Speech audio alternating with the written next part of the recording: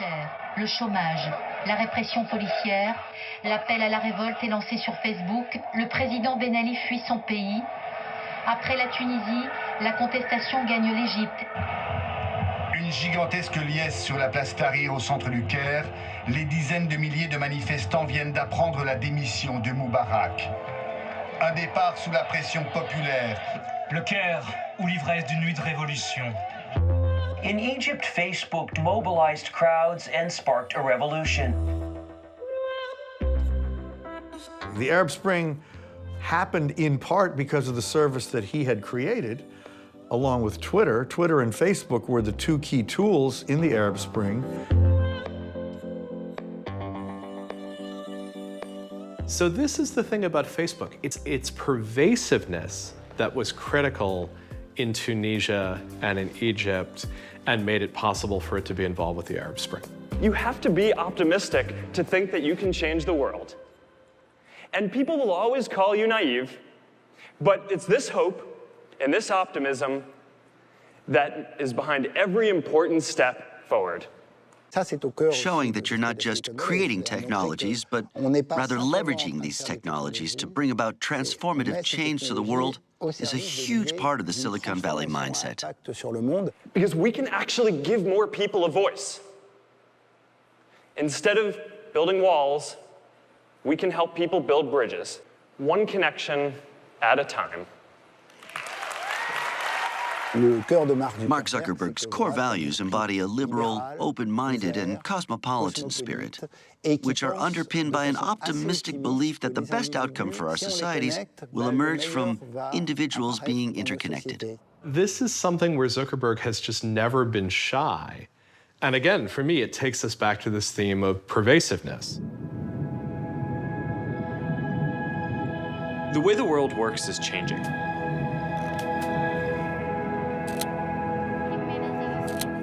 Our plan is to make basic internet services affordable so that everyone with a phone can join the knowledge economy. He often speaks in the way that you would expect to hear the leader of a government rather than a leader of a company speak. I think it's because when you have a company that has interactions with 3 billion people, you are in many ways functioning almost at the scale of a state. C'est Mark Zuckerberg lui-même qui a lancé son challenge, comme il l'appelle, passer l'année à parcourir les 50 États américains pour en rencontrer les habitants. Ça ressemble beaucoup à une campagne électorale. Et à chaque sortie à la rencontre des Américains, il peaufine son image d'homme humain, compréhensif, en prise avec la réalité et à l'écoute des Américains. He doesn't do anything on Facebook spontaneously. It's all deeply calculated. It's hard to say where Mark Zuckerberg stands on the political spectrum. You know, in some ways, he's a traditional Democrat, a little bit to the left of center. You know, he gave a tremendous amount of money for a hospital in San Francisco. He's been a good civic actor through his foundation and his philanthropy.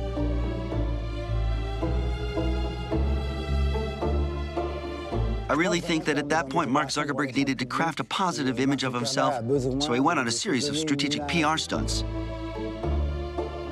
Did he really think he could be presidential candidate? We'll never know. And we know that in the US, anyone can become a candidate. Actors, billionaires. Why not the founder of a social network?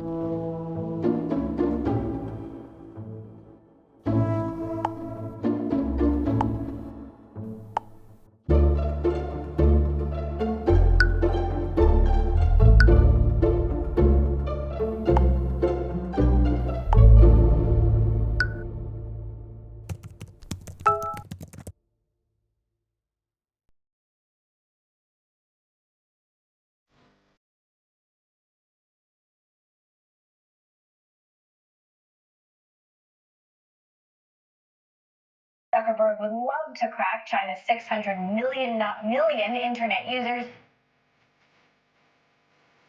I wanted our services in China because I believe in connecting the whole world, and I thought, you know, maybe we could help create a more open society. And this is something that I worked hard on for a long time.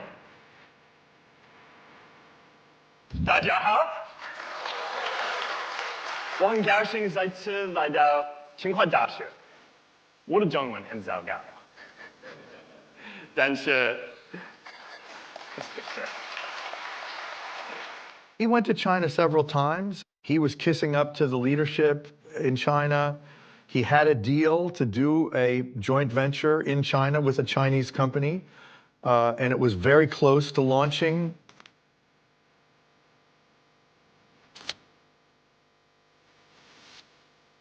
今年能和 Max 一起庆祝新年，我和 Priscilla 非常兴奋。我们希望你儿正在和你的家人朋友一起。他的中文名字叫钱明宇，钱是妈妈的姓，明是明天的明，明宇是代表希望世界的未来更美好。And the Chinese government saw what happened with Arab Spring. They did not want Arab Spring to happen in China, and they thought that Facebook, if it were allowed there, might lead to revolution.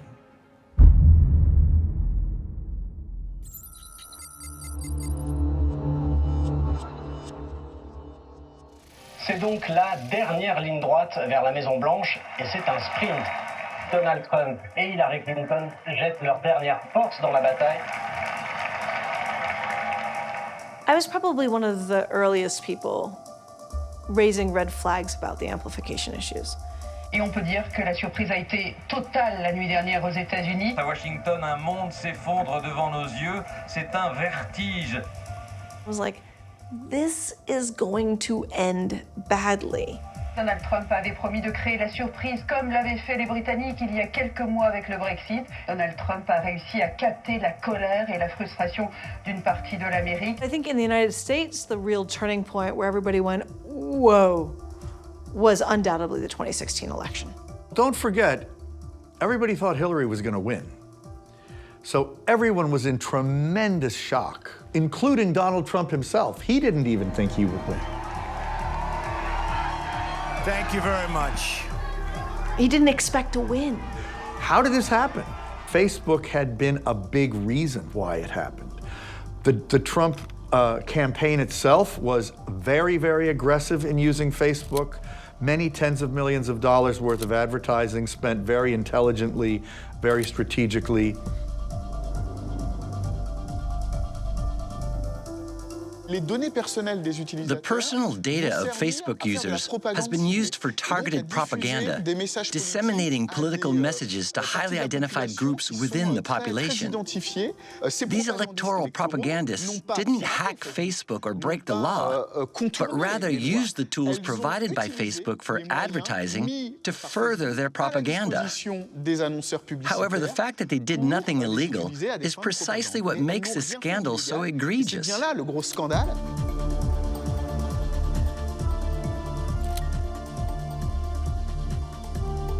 Facebook now under fire. Critics say it allowed fake news to spread on the platform. Mark Zuckerberg says deciding what's allowed to be shared or not is not his job. And it caused this sort of widespread fear because people started to panic about misinformation and the direct accusation made towards Facebook's role and responsibility in this whole situation. Un autre phénomène inquiète les fake news. Fausses informations ou infos sensationnelles qui se font passer pour des vrais. Que faire face aux fake news?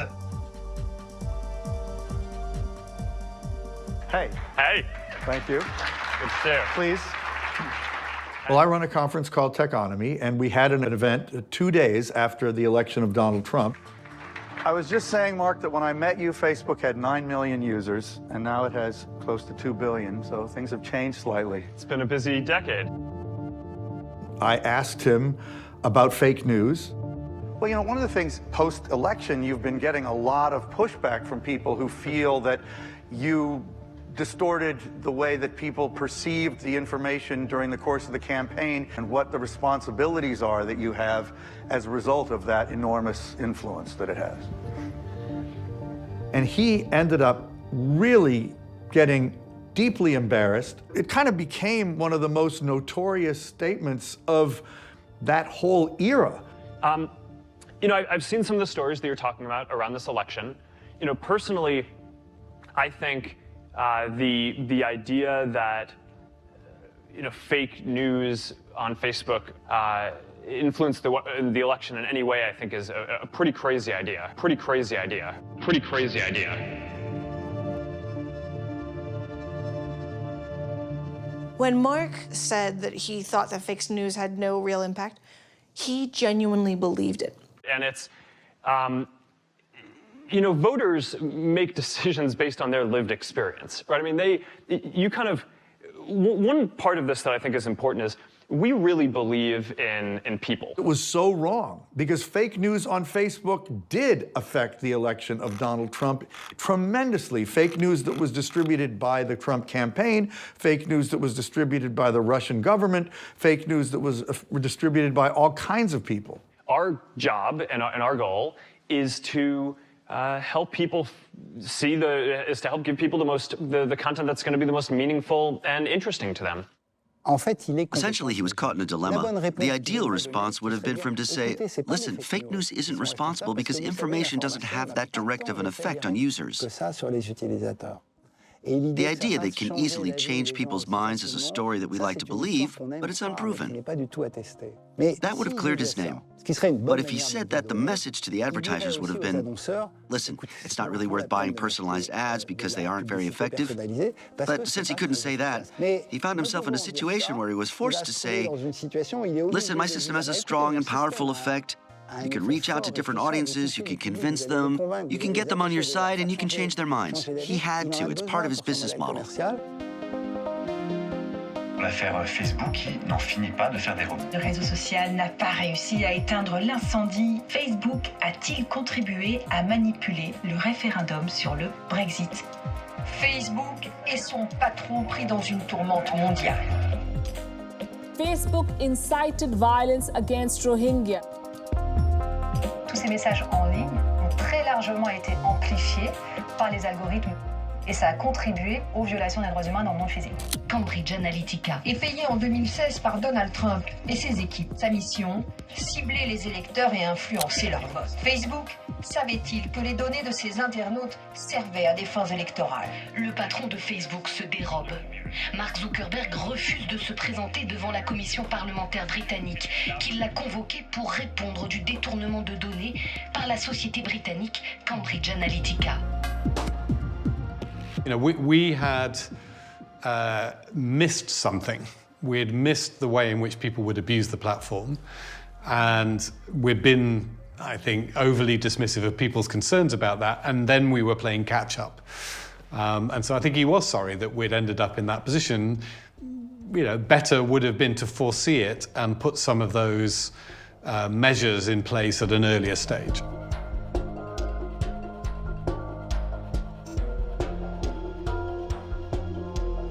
Ever since the election of Trump, Facebook has gone through a tremendous decline in its image. It has begun to be seen by many as a fundamentally harmful platform for society, which sometimes is, I think, excessive because Facebook has plenty of good qualities. But because Zuckerberg has done such a bad job of addressing the harms that it causes, and because he has so time and time again seemed not to care about the harms, Facebook's image has just gone into the toilet.